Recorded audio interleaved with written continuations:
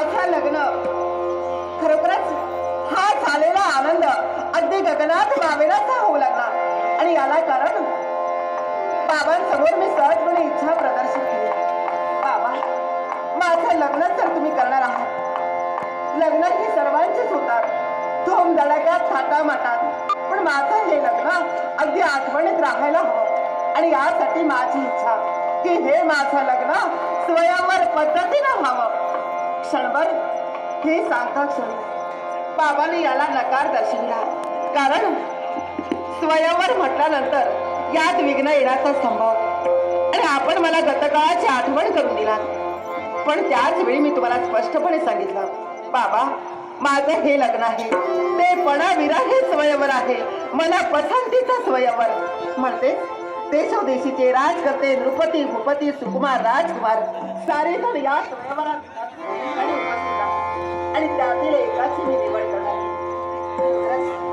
असं सांगता क्षणी बाबांनी याला संमती दर्शवली. आणि अगदी उदयी माझं लग्न. आणि हे आनंदाचं साफल्य वर्तमान माझ्या मैत्रिणीला सांगत होते. या ठिकाणी आले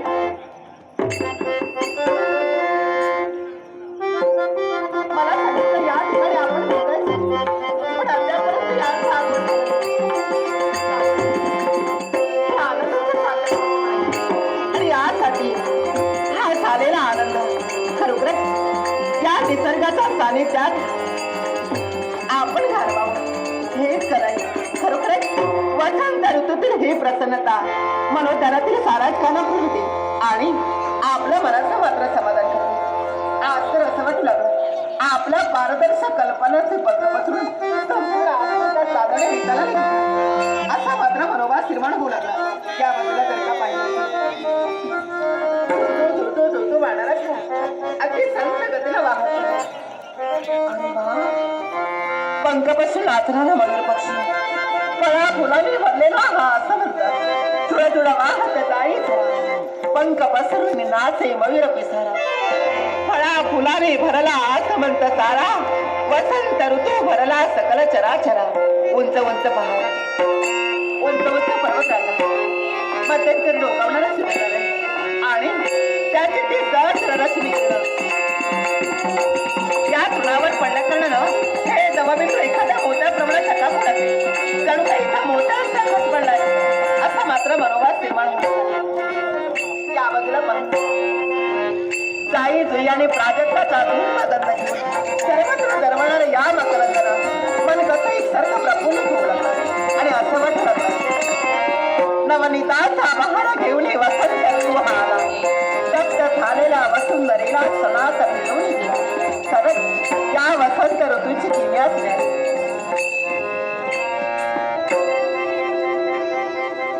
पाण्याचा प्रवाह या बाजूने एकसारखा वाहत. आपण असं केलं तर या पाण्याचा वर्षा आपल्या अंगावर केला तर कशाला करूयात.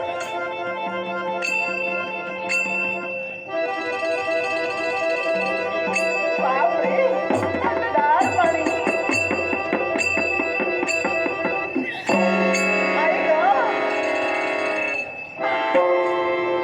पाण्याचा वर्षा अंगावर करते. अंगावर एक सके रोमांच, एक सके मनाचं समाधान होतंय खरं. पण असं जर मी वारंवार करत राहिले सारी वस्त्र भिजून जातात असं वाटतं.